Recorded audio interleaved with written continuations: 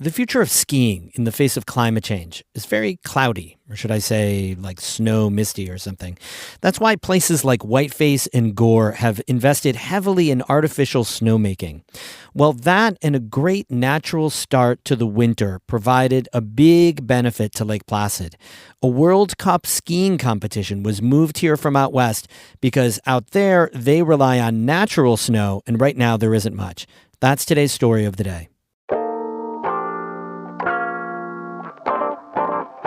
Support for Story of the Day comes from Long Run Wealth, an SEC-registered investment advisor in Lake Placid, providing comprehensive wealth management, retirement, and financial planning solutions. LongRunWealth.com. And the Devlin Inn and Suites, Lake Placid, welcoming families, athletes, and groups to the Olympic Village, offering Adirondack mountain views and dog-friendly accommodations. TheDevlinNY.com.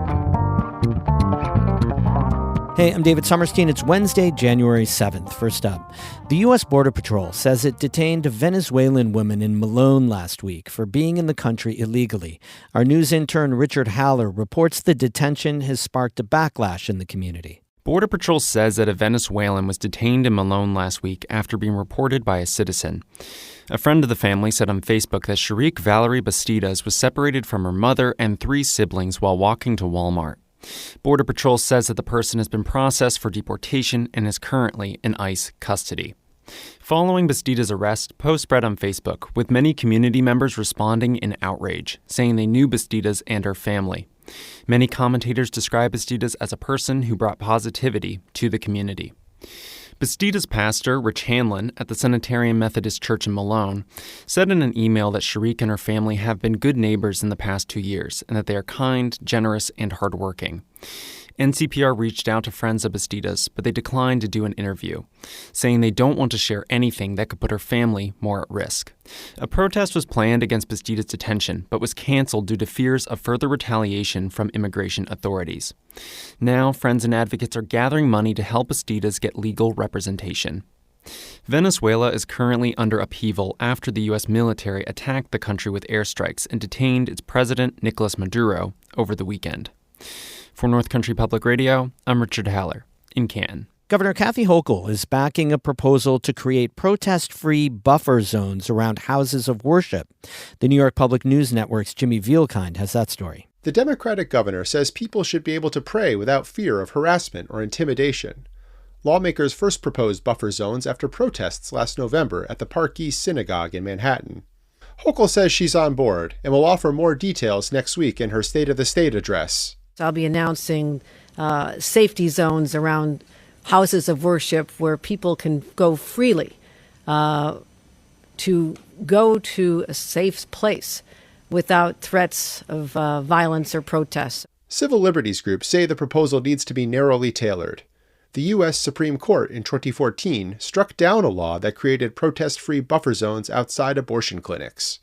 In Albany, I'm Jimmy Vielkind for the New York Public News Network.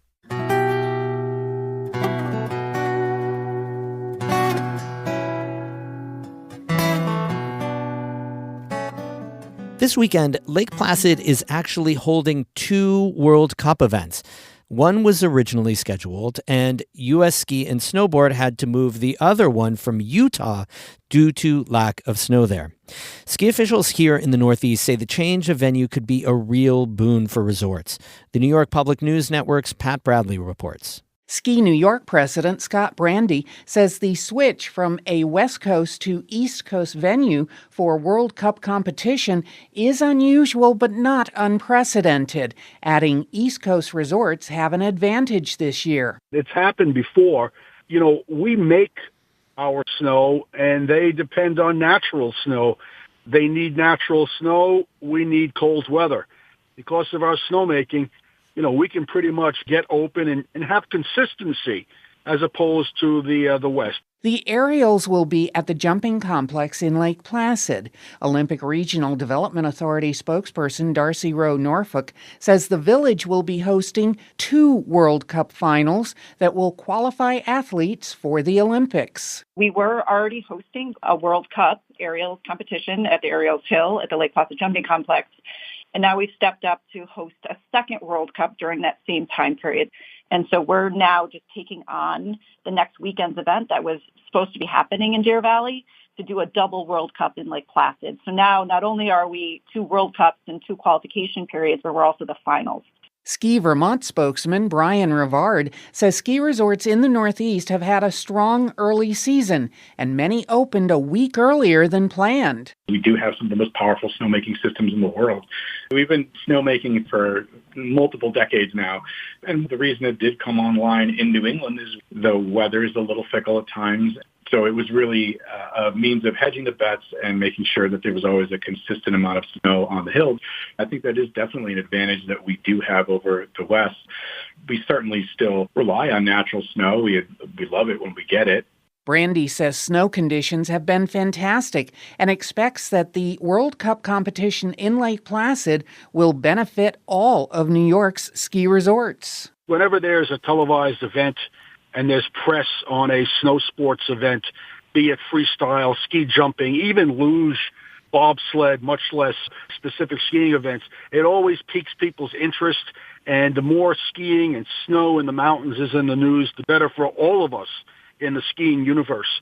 This being an Olympic year, we'll definitely see a pop from the Winter Olympics. And it's great for Lake Placid. It's a great thing for all of us. While Vermont will not host any World Cup competition, Ski Vermont's Rivard says being the crossover state between the 2 Olympic qualifying events could benefit Green Mountain resorts. I mean, you definitely have that traffic right across us.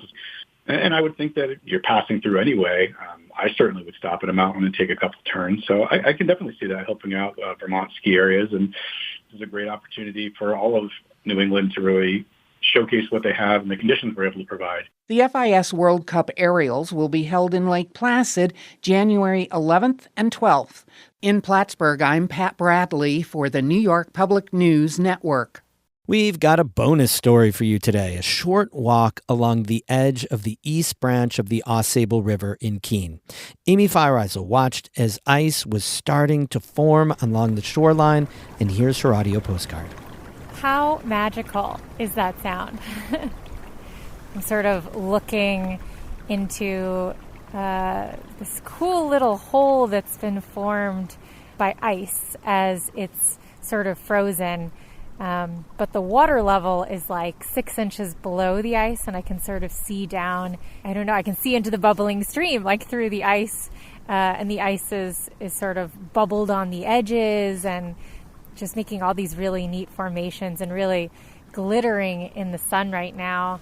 This afternoon is so beautiful. It's like bright, bright sun, but like a little bit of snow is falling. I don't even know where it's coming from. I think it's just like being pulled off the trees. So there's like just these little bits of snow. I've been sort of walking along the edge of the east branch of the Ausable River, sort of on this edge that is really shallow normally, and so it's totally frozen up, and I'm sort of walking on top of rocks. Oh wow, okay, so I've come to this amazing waterfall formation. As the water's been sort of flowing and through these really, really cold nights, it's been building and building up. And the waterfall, you know, it isn't made up of rocks, it's made up of just like this ice buildup, and there are like layers and layers and layers of the ice and water sort of like bubbling over it, and you can see that it's freezing as it's flowing over. It's so cool.